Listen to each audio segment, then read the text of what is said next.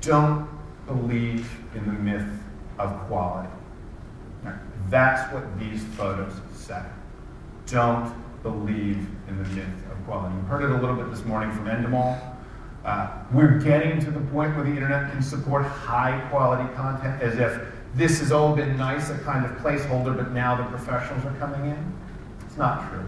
That's what the music industry thought. They thought, oh, MP3s, this is all very low bit rate, right? It doesn't sound very good, so no one's going to adopt them. They didn't understand is that MP3s, although the sound quality was lower, had a lot of other qualities besides absolute production values that users prize much more highly, like shareability. So when you start thinking about media in this landscape, it's not all about production value. There's a whole set of qualities, including the fact that that's my friend in the picture. Not actually, but in general. That's one's my friend in the picture, right? And that the old separation between looking at photos of a vacation and watching TV is done. Everything is in competition with everything else. And some of the competition is going to be lost between highly produced media and the chance to look at pictures of life. Right?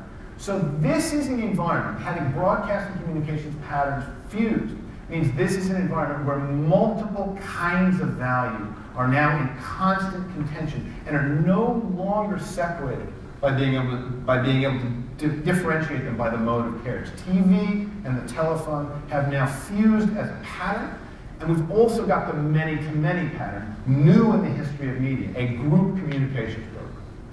So this is sharing, right? This is just putting things up. I put up my stuff, you look at it, you put up your stuff, I look at it. Collaboration is a more complicated pattern, and that's what I want to talk about. Collaboration is a more complicated pattern because it requires a degree of synchronization between the users. They have to get together and agree on things to create a single entity. So here's an example of a collaboration pattern. This is Wikipedia, right? The most famous collaborative platform in existence.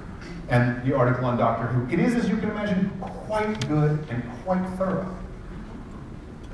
It goes on for several printed pages in this vein. You can see here that they've got a complete list of the shows. They've got a biography of every one of the 10 people who played Doctor Who, and so on.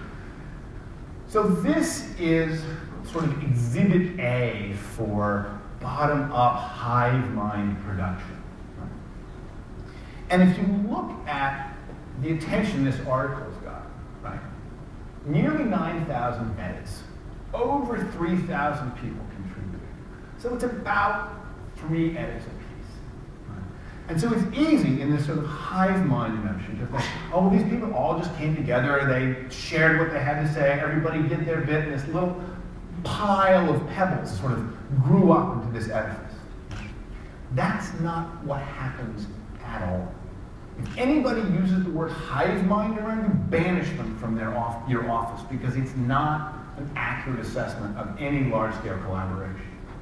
This is what happens. This is a graph of every user who's contributed to the Doctor Who article up through yesterday. Right? And you can almost not see the line. They're in rank order by number of contributions, and you can almost not see the line, that little red line there. Right? The most active user contributed 965 edits on their own, over 10% of the total. Meanwhile, 2,200 of the 3,300, 2/3, right, contributed one edit once and never came back. Right? There is no such thing as the average user in this kind of environment. This is a huge challenge in the business landscape. The media world is so used to counting noses, right? How many people watch, how many people watch, how many people watch, right? We famously had, in the States, we had Jericho canceled with 6 million viewers, right? Because there weren't enough people watching. Now, the people who were watching Jericho were incredibly passionate about it. But if you go to a TV executive and you say, you can have your choice, you can have 6 million passionate users, you can have 7 million people who can just barely stand your show but are too lazy to reach for the remote. Right? The producers say, I'll take the 7 million. What's the catch? Right? Right? There is no premium on engagement in headcount design of media. And as a result, the idea is that there is an average viewer, listener, watcher, reader, and you design for the average. Once you move into a participatory model, there is no average. If you look around for the people doing between 2 and 3 edits each, it's a really tiny slice of the whole. The commonest pattern for a user, right, is one user, one edit once, right? The most important users, right, have done hundreds of times more edits than the average. There is no way to pull an average user out of the design principles here and design for that person. You have to start thinking about the ecosystem as a whole. So, Chaos Works, right?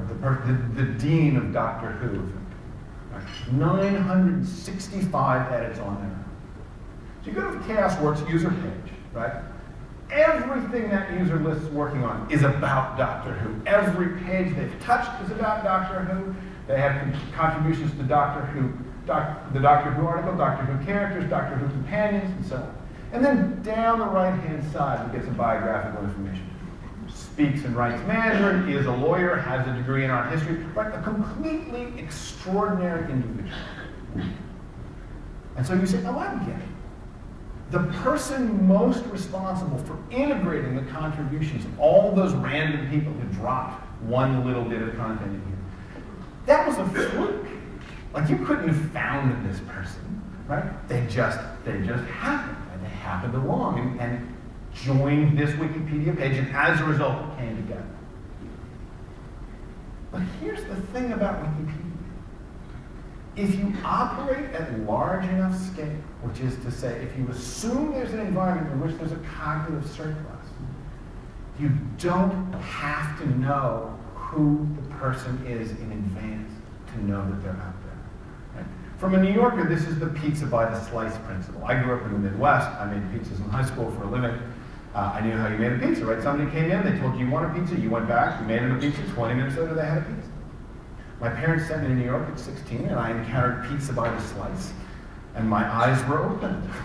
Because pizza by the slice means that you don't have to know who wants pizza to know that someone will.